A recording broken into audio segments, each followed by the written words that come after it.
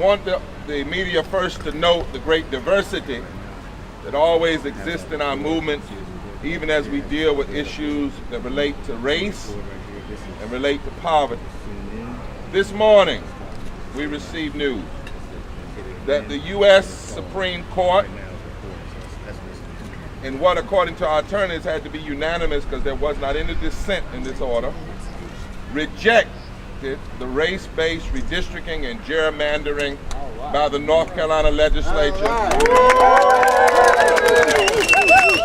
under the leadership of Phil Barber, Tom Tillis, and other extremist Republican legislators. And they have called, based on a decision that was made in Alabama 2 weeks ago, for the North Carolina Supreme Court to review the way in which it made its decision to uphold what this legislature has done. This means that the North Carolina General Assembly and our U.S. congressional delegation are probably illegally constituted. Say that again. This morning, the United States Supreme Court rejected a ruling by the North Carolina Supreme Court that upheld the Republican-drawn electoral districts following the 2010 census. We had said time and time again, the NAACP and others, that this was race-based redistricting, worse than we had seen since the 19th century. Yes. The U.S. Supreme Court ordered the North Carolina Supreme Court to reconsider whether the General Assembly relied too heavily on race. We are encouraged by and agree with the latest decision by the United States Supreme Court. And let me point out, this is no liberal court. No, it's not. All right. We are encouraged by that to vacate the opinion of the North Carolina Supreme Court to our legal challenge to the 2011 congressional and legislative redistricting by the North Carolina General Assembly. The redistricting plans which the General Assembly created were illegal because they were racially gerrymandered. And one understand, this is about race.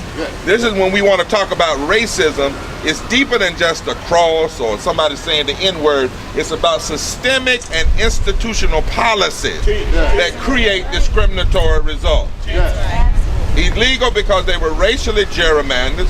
They were intended to violate the political presence and the participation of racial minorities, African Americans, Latinos, and intentionally violated the United States and the North Carolina Constitution. Once the court does its corrections, there should be immediate action by the General Assembly to undo these racially discriminatory districts. Immediately. Because currently, based on this law, our General Assembly and our U.S. congressional delegation is illegally constituted because of racially gerrymandered districts.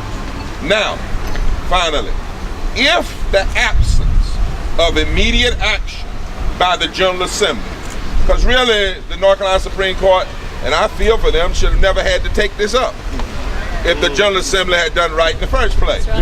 If they had listened to all of us. This never had to go to court.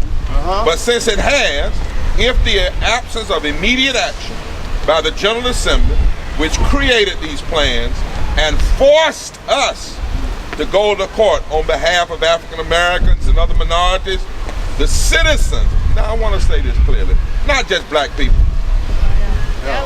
the citizens, not just Democrats, but citizens who believe in our Constitution, who believe in democracy, who believe that we should not illegally constitute our electoral bodies using race. The citizens of this state should demand action to correct these race-based districts by each legislator, check the record, each legislator who was a party to drawing these illegal districts.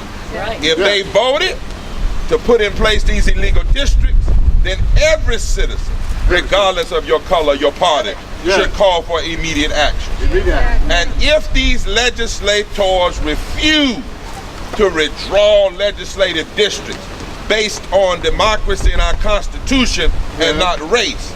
The citizens of this state, regardless of color or party, should expose their unconstitutional action, should seek to impeach them, or force them to resign. Political power in the hands of Democrats or Republicans should never be used to undermine the voice of the people in our democracy. No matter what party you are. Racism should never be at the backdrop or at the forefront of how we address the right to people to vote and participate. And finally, for the media, this is why the NAACP, check the record, has always fought against race-based redistricting regardless of which party was in control. Check the record. We have sued Democrats and we have sued Republicans, because if race-based redistricting is implemented, it is our moral right, our birthright, and our constitutional right to challenge it every time and in every way under the law. It was important that we opened that statement, this statement here today, because in some ways we wouldn't probably have some of the policies we're having around coal ash and other policies if our legislature was constituted properly. And you had a more diverse voice in the legislature.